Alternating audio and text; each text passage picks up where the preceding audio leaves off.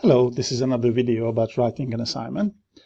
But in this video, I'm going to talk to you about a somewhat different approach to academic writing than in the previous videos in Brightspace, or video series actually. This time, we are going to talk about assignments that do not come with a writing frame.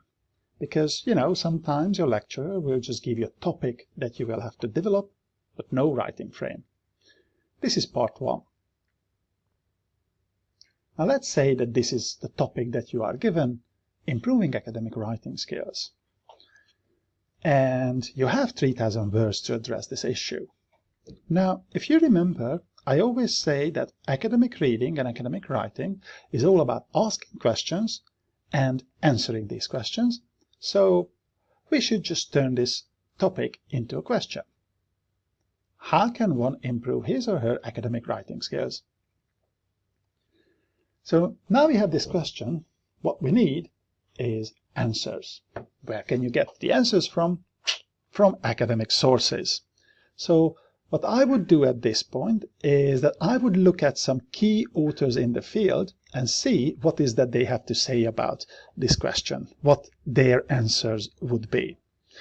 Again, at this point, you don't need to do a very detailed reading because you want to answer this question in a bullet point format.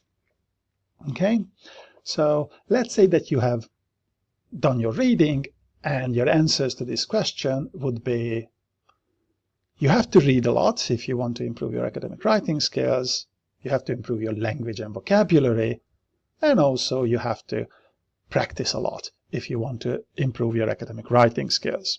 Now, what this means for you is that the main body of your essay is going to be in 3 parts. Okay? There's going to be one part about reading a lot, another part about improving language and vocabulary, and the third part about practice. So if you have 3,000 words for the whole essay, then probably you will have 800, 850 for each sections. This can change this a little bit. You can write a little bit more about reading a lot, perhaps, and a little bit less about improving language and vocabulary, but not significantly more or less. So you have about 800, 850 words because you're also going to have an introduction and a conclusion. And then basically you can start wherever you want to start. We are going to start with the first point, reading a lot. Now, if you want to address this issue in 800, 850 words, then you need to go through the same process again, and you have to turn this into a question: how can reading a lot improve academic writing skills? And again, you have to do some reading. Again, not very detailed, some exploratory reading to be able to develop bullet point style answers to this question.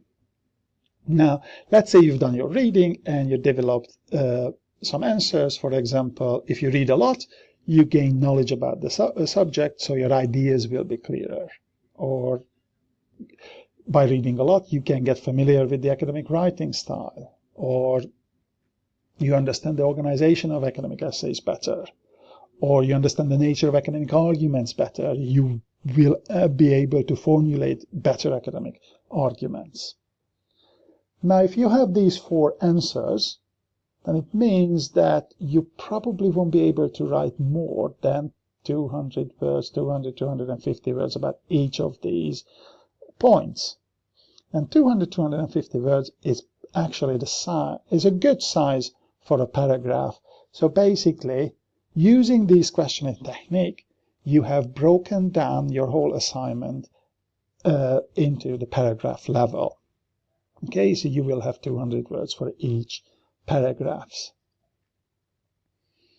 Now, let's just focus on the first paragraph first.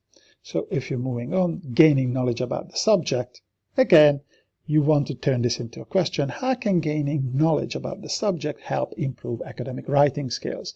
Because remember, this is the original question: how to improve academic writing skills. Now, at this point, what you need to do is you need to find academic sources, reliable academic sources that will help you answer this question.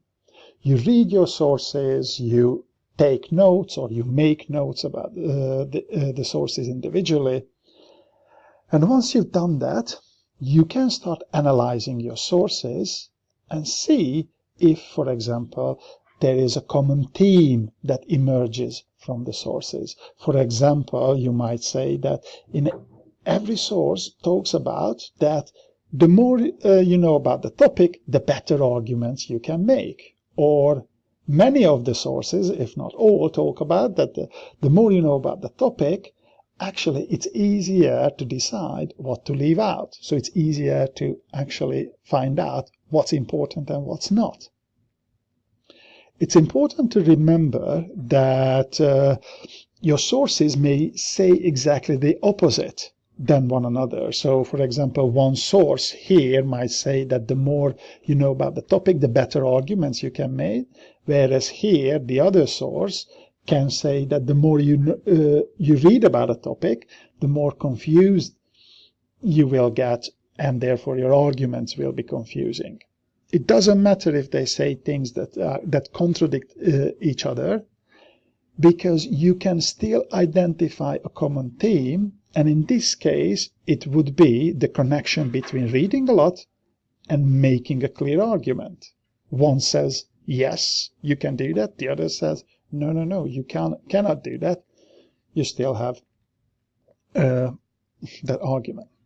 Okay, so now, if you have this question, you have read and you have analyzed your sources, and let's say that you could provide some bullet point answers that you can make better arguments and it's easier to decide what is important. These are the main points. This is how you want to address this question. Then basically what you need to do is you need to develop a concise argument that will answer this question. So basically, you need to develop a short, concise sentence that addresses this question. For example, you could say that gaining in-depth knowledge about the subject can help in presenting well-informed arguments, as well as decide what points the writer should focus on. Now, this will be your main argument in this paragraph. Okay, and this will be the first sentence of your paragraph, because this will be your nice and concise topic sentence. Now, once you've got this nice and concise topic sentence, the rest of the paragraph is going to be basically the support that you want to provide for your argument. You can say, for example, what evidence convinced you to say that, and how and why the evidence was convincing or reliable. Were there any counter-arguments? And if there were some counter-arguments, then why they were less convincing than these arguments? Okay, remember, you don't need to write about all these questions. And there are a lot more questions you can ask. But you want to think about all these questions so that you can actually decide what is that you can fit in to this 200-word writing frame now. But again, each and every sentence that you put in here should support the main argument, that is, gaining in-depth knowledge about the subject can help in presenting well-informed arguments, as well as decide what points the writer should focus on. And obviously, your evidence will be coming from all sorts of different sources. So now, this is just a little recap how we got here.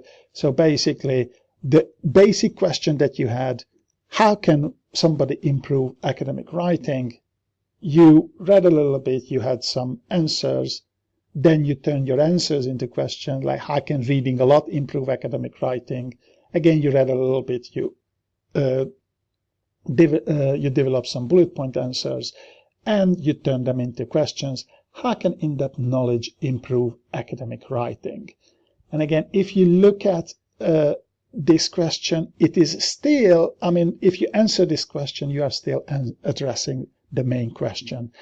And this is how you can build up an academic essay that will be always on the point, so you will not be going off topic, and you will be answering the main question, and your answers will be based on actual evidence. Okay, so this is the end of the first video. In the second video, I'm going to go a little bit further and show you an example, that I've just written very quickly, how to address this question. Okay, thanks for watching. Bye.